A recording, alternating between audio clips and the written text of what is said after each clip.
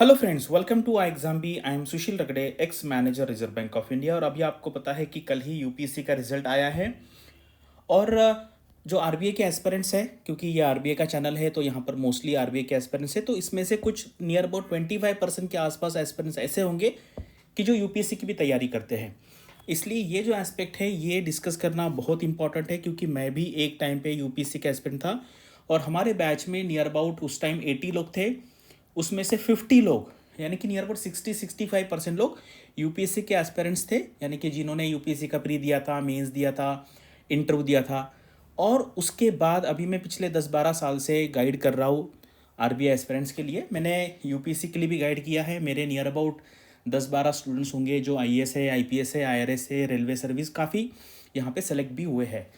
तो यहाँ पर अगर आप देखेंगे ना, स्टार्टिंग से मतलब पिछले 10-12 साल का मैं जो रिजल्ट देखता हूँ, तो नियर अबाउट 50% जो एस्पिरेंट्स होते हैं वो यूपीएससी के एस्पिरेंट्स होते हैं जो आरबीआई की तैयारी करते हैं। और आरबीआई में जाने के बाद भी वो यूपीएससी का प्रिपरेशन कंटिन्यू करते हैं। तो यहाँ पे 2-3 क्वेश्चन हैं जो आपके दिमाग में आते हैं कि whether RBI interview panel rejects UPSC aspirants, correct. क्योंकि बहुत बार क्या होता है, जैसे मैंने आपको एक वीडियो में कहा था कि आरबीआई को किस टाइप के लोग चाहिए, उससे पहले हम देखेंगे आरबीआई को किस टाइप के लोग नहीं चाहिए। जो झूठ बोलने वाले बिल्कुल नहीं चाहिए आरबीआई को, और अरोगेंट नहीं चाहिए। तो कुछ स्टूडेंट्स यहाँ पे ऐसे दिखाने का ट्राई करते कि हमने यूपीएससी का प्रिपरेशन किया नहीं है। लेकिन अगर किसी ने यूपीएससी का प्रिपरेशन किया है तो उसको हम इजीली आइडेंटिफाई कर सकते हैं, क्योंकि जब आप इतना सारा पढ़ते हैं तो वो जो वोकेबलरी होती है, जो आपने पॉलिटी पढ़ा है, इकोनॉमी पढ़ा है, हिस्ट्री, ज्योग्राफी, जो सारी चीज़ें आपने पढ़ी है वो आपके दिमाग में बैठ जाती है। सबकॉन्शियसली आपके दिमाग में वो वोकेबलरी चली जाती है और आप जब बात करते हैं तो वो जो वर्ड्स है वो आते हैं। तो आप कितने भी ब्रिलियंट हो, आप ये बात छुपा नहीं सकते कि आपने यूपीएससी का प्रिपरेशन किया है। तो इंटरव्यू में अगर क्वेश्चन पूछा जाता है कि आप यूपीएससी का प्रिपरेशन करते हैं क्या, तो आपको 100% अगर आप करते हैं तो आंसर यस करना है, अगर नहीं करते तो नो करना है। वो वहाँ पे आपको बहुत क्लियर रखना है। तो कुछ लोगों को ऐसे लगेगा कि अगर आप बता देंगे कि हम यूपीएससी का प्रिपरेशन कर रहे हैं तो आपको वो क्यों सेलेक्ट करेंगे, करेक्ट। एक बार मैंने एक क्वेश्चन पूछा था और ये यूपीएससी के इंटरव्यू में पूछा जाता है, बहुत ऑब्वियस क्वेश्चन है कि अगर आपको पूछा जाए आरबीआई के इंटरव्यू में कि अगर आपको आईएएस की पोस्ट मिलती है और आपको आरबीआई ग्रेड बी की पोस्ट मिलती है तो आप क्या सेलेक्ट करोगे। तो मैंने एक बार पोल किया था तो मुझे बहुत सरप्राइजिंग आंसर दिखा कि लोगों ने कहा हम आरबीआई ग्रेड बी सिलेक्ट करेंगे। ये तो बहुत ही मतलब बहुत क्या कहते हैं कि खराब आंसर है, कि सिर्फ इसलिए कि आप आरबीआई के इंटरव्यू के लिए आए हो और आप जब बोलेंगे कि मैं आरबीआई ग्रेड बी सेलेक्ट करूंगा आईएएस की जगह पे, ये तो बहुत गलत आंसर है। इसका मतलब है आपको डिसीजन मेकिंग नहीं आता है और आप सामने वाले को इंप्रेस करने के लिए कुछ भी बोल सकते हैं। तो वहाँ पर आपको यही कहना है कि भाई आरबीआई ग्रेड बी का जॉब है और मुझे पहले 3 पोस्ट मिलती है। एक बार ऐसे हो सकता है कि भाई आईआरएस मिलता है तो देन आई कैन कंपेयर। ठीक है सर, मैं आईआरएस के जगह पे आरबीआई ग्रेड बी सेलेक्ट करूंगा, ये आंसर ठीक है, चलेगा। मतलब अगर आरबीआई 80 है तो आईआरएस 100 एंड उससे थोड़ा सा ज़्यादा हम कर सकते हैं। लेकिन आईएएस, आईपीएस, आईआरएस के लिए, आईएफएस के लिए ये तो बिल्कुल भी सही नहीं है, वो उनका लेवल जो है बहुत ज़्यादा है। तो अभी इसको डिफेंड कैसे करना है, करेक्ट है। क्योंकि मैं पिछले 10-12 साल से ले रहा हूँ तो हमने इसके आंसर दिए हैं। बहुत सिंपल आंसर है, लॉजिकल आंसर है। आप अगर लॉजिक से जाएंगे तो इसका आंसर आता है। तो इसलिए आपको बिल्कुल भी वहाँ पे झूठ नहीं बोलना है। तो बिल्कुल भी रिजेक्ट नहीं करते हैं, रिजेक्ट करने का सवाल ही नहीं है। और सिर्फ ये एक ही क्वेश्चन के बेसिस पे आपका सिलेक्शन या रिजेक्शन डिसाइड नहीं होता है। तो इसलिए यहाँ पे डरने का नहीं है। अगर मान लीजिए किसी को लगता है कि भाई ये नेगेटिव पॉइंट होगा तो आप उससे -10 मार्क्स कर लीजिए। तो ऐसा बोलिए कि आपका जो इंटरव्यू है 75 मार्क्स के बेसिस पे ना होके 65 के बेसिस पे होगा, क्योंकि बाकी के भी आपके आंसर्स रहेंगे ना, उसके बेस पे आपको 65 में से 55 मिल सकते हैं, 65 मिल सकते हैं, करेक्ट। तो इसलिए ये कि रिजेक्ट करते ऐसा नहीं है। रिजेक्शन का जो इंटरव्यू में आपका इवेल्यूशन होता है वो 100 पैरामीटर्स पे होता है, अलग अलग। सिर्फ एक कोई क्वेश्चन नहीं कि एक क्वेश्चन गलत आ गया तो अब मेरा सिलेक्शन या रिजेक्शन हो गया, ऐसा कभी नहीं होता है। तो इसलिए बिल्कुल भी ऐसा रिजेक्शन नहीं। अदरवाइज एवरी ईयर 50% लोग कैसे सिलेक्ट होंगे यूपीएससी बैकग्राउंड के, करेक्ट। और मैं आपको एग्जांपल भी दूंगा, रियल लाइक एग्जांपल, कि जो आरबीआई में थे अभी आईएएस बन गए, आईपीएस बन गए, आईआरएस बन गए, ये सारे यहाँ पे दिखा दूंगा। आरबीआई में जाने के बाद यूपीएससी का प्रिपरेशन कर सकते हैं, यस 100% कर सकते हैं। आरबीआई का जॉब लिमिटेड, यानी कि आपको पता है टाइम टू टाइम है। 10 बजे जाओ, 6 बजे आ जाओ घर पे, कभी 7 है कभी 8 है। पूरा सैटरडे संडे आपका ऑफ है, छुट्टी आराम से मिलती है। और आरबीआई में एक प्रोविज़न है, अगर आप यूपीएससी का प्रीलिम्स निकालते हैं तो आपको छुट्टी मिलती है, प्रॉपर छुट्टी मिलती है, जितना चाहे, मतलब जो जब आपका एग्ज़ाम होगा आराम से 4-5-6 महीने की छुट्टी मिलती है, उसका कोई टेंशन नहीं है।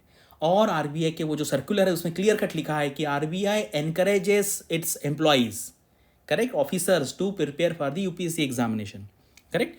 तो ये है।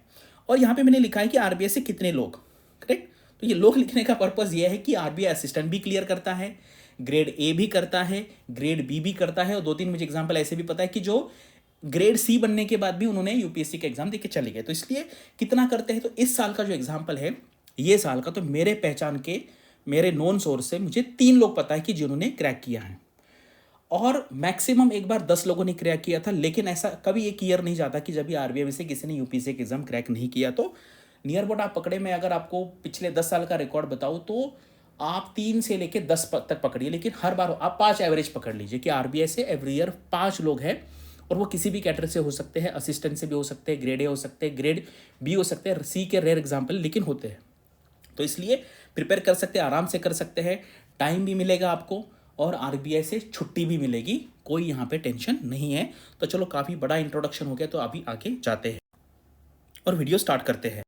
तो अभी आपने ये नाम देखा होगा, ठीक है, सृष्टि डाबस करके नाम है इनका। आई थिंक 2021 में सिलेक्शन हुआ है, और this year all India rank 6 है। पॉलिटिकल साइंस इनका बैकग्राउंड है। अभी मेरे बैच के, ये अभी मैंने नाम यहाँ पे छुपा दिया कि क्योंकि किसी की अभी ये रिसेंटली है, सारे न्यूज़पेपर में है, आया है, न्यूज़ में आया, सबको पता है, इसलिए मैंने बताया। इधर प्रीवियस जो है उनका किसी का नाम रिवील करना अच्छी बात नहीं है। तो ये जो है अभी मैं इनकी बात कर रहा हूँ, ये मेरे बैच में थे, मेरे फ्रेंड है। आरबीआई में ऑल इंडिया रैंक बनाया था, यूपीएससी दिया, फर्स्ट ईयर में आरबीआई का जॉब करते करते तब आईपीएस रैंक मिला। आई थिंक आईपीएस मिल गया उनको, 150 के आसपास रैंक था। Next year all India rank 13 आया, अभी वो आईएएस ऑफिसर है। अभी देखिए, ये 2016 से 19 में 3 साल काम किया, फिर वो आईएएस बन गए। अब ये देखिए, आईएम कलकत्ता के हैं, असिस्टेंट जनरल मैनेजर थे एफसीआई में, फिर आरबीआई में मैनेजर, फिर आईपीएस बन गए, फिर आईएएस बन गए। तो आपको ऐसे काफ़ी सारे एग्जाम्पल मिलेंगे। ये देखो, मैनेजर है, फिर आईपीएस बन गए, फिर आईएएस बन गए। फिर यहाँ पे आरबीआई में थे, पहले आईआरटीएस बन गए, फिर आईपीएस बन गए। ये तो एग्रीकल्चर ऑफिसर थे, फिर आरबीआई में मैनेजर, अभी आईपीएस बन गए। तो इस तरीके से बहुत सारे एग्जाम्पल मिलेंगे।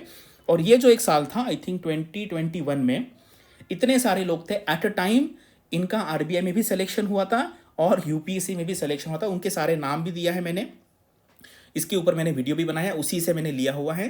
फेज 2 के मार्क्स, आरबीआई के इंटरव्यू के मार्क्स, यूपीएससी के इंटरव्यू के मार्क्स है। अगर आप यहाँ पे देखेंगे ना, देखो अभी ये सौरभ चौधरी मैडम है, ये इन्होंने आईएफएस में अभी जॉब कर रही मैडम। यूपीएससी के इंटरव्यू में 206 मार्क, यानी कि ऑल इंडिया में से one of the highest marks, और आरबीआई में सबसे लोएस्ट मार्क। क्योंकि आपको पता है इंटरव्यू में ना अलग अलग स्किल्स देखी जाती है, और इंटरव्यू इतना सब्जेक्टिव होता है। अगर सेम कैंडिडेट सेम पैनल के पास अगर 2 अलग अलग टाइम पे जाएगा तो उसमें भी काफ़ी वेरिएशन हो सकता है। तो इसलिए ये आपका इंटरव्यू का उस डे का, उस आधे घंटे का जो परफॉर्मेंस होता है, उसके बेसिस पे ये डिसाइड हो। आपको पता है यूपीएससी में तो अलग अलग पैनल्स होते हैं, कोई पैनल का जो एवरेज मार्क्स होता है दूसरे पैनल का लोएस्ट मार्क होता है, एक पैनल का एवरेज मार्क दूसरे पैनल का हाईएस्ट मार्क्स होता है। इस तरीके से इसमें काफ़ी सारी वेरिएशन आते हैं। लेकिन ये जो लोगों का सिलेक्शन यहाँ पे हुआ है, और ये जब इंटरव्यू में गए थे तो इन्होंने ऑब्वियसली बताया ही होगा कि वो यूपीएससी का प्रिपरेशन करे, स्टिल उनका आरबीआई में भी सिलेक्शन यहाँ पर हुआ था, और ये सारे लोगों ने यूपीएससी का जॉब ज्वाइन किया है। तो हमारा जो मेन क्वेश्चन था उसमें बिल्कुल भी रिजेक्शन नहीं होता है, आपको बहुत ही मैच्योर्ड तरीके से आंसर देना है। क्योंकि देखो फाइनली क्या है ना, आप आरबीआई में काम करें, आप एसबीआई पीओ में जाए, आप आईपीएस में जाए, आप आईएएस में जाए, अल्टीमेटली तो आपकी जो सैलरी है वो सरकार देती है, जो टैक्स पेयर से मनी से आती है, और अल्टीमेटली आप सिटीजन के लिए काम करते हैं। तो ये सच अगर आप जान लेंगे तो आपको कभी भी इंटरव्यू में दिक्कत नहीं आएगी। ये अगर आप जान लेंगे तो कोई प्रॉब्लम नहीं है, किसी भी इंटरव्यू में जाइए, और आप जब हायर लेवल की तैयारी करते हैं तो आपका वो सिलेक्शन रोक नहीं सकते। क्योंकि अल्टीमेटली आप अगर नहीं आईएएस में जाएंगे तो अच्छा ही है, अगर नहीं जाएंगे तो आप आईपीएस आरबीआई में रहेंगे, तो उनके लिए तो अच्छा है ना, ये कैंडिडेट आरबीआई में आ रहा है। तो इसलिए बिल्कुल भी रिजेक्शन नहीं है।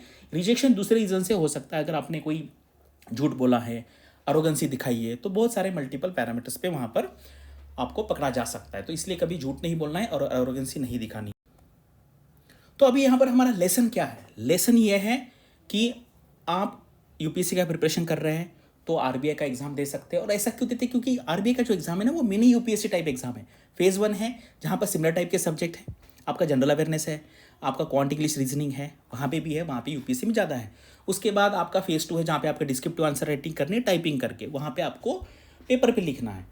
ये जो सब्जेक्ट है उसमें से आधे 50-60% सब्जेक्ट आप यूपीएससी भी करते हैं। उसके बाद वहाँ पे इंटरव्यू, यहाँ पे इंटरव्यू। तो इसलिए किसी ने अगर यूपीएससी का प्रिपरेशन किया तो उसको आरबीआई का प्रिपरेशन करना ईजी जाता है। और आप सिलेक्शन हो जाने के बाद भी प्रिपरेशन करते हैं और यूपीएससी का पैनल आपको बिल्कुल भी निगेटिवली वहाँ पे नहीं लेता है। अगर आपको आरबीआई का प्रिपरेशन करना है और हमसे गाइडेंस लेना है, जहाँ पर आपको आरबीआई के ऐसे 5-5 ऑफिसर्स मिलेंगे जिन्होंने आरबीआई में, मैंने सबसे कम यहाँ पे जैसे चक्षु सर ने, मैंने 3-3 साल काम किया है, सीपी जोशी सर ने 6-7 साल काम किया है, और बाकी शंकर सर ने और संजीव शर्मा सर ने 30-30 साल काम किया। तो अगर आपको यहाँ पे गाइडेंस चाहिए, हम पिछले 6-7 साल से आरबीआई ग्रेड बी को पढ़ा रहे हैं, ये हमारे पिछले 3 साल के रिजल्ट है। अगर आपको कोई भी इन्फॉर्मेशन चाहिए तो आप यहाँ पे कॉल करके इन्फॉर्मेशन लेते हैं। अगर इतना बताने के बाद आपको कोई भी डाउट है यूपीएससी रिलेटेड, आरबीआई रिलेटेड, आप कमेंट सेक्शन में पूछ सकते हैं। Thanks for watching this video and all the best for your studies and upcoming examinations.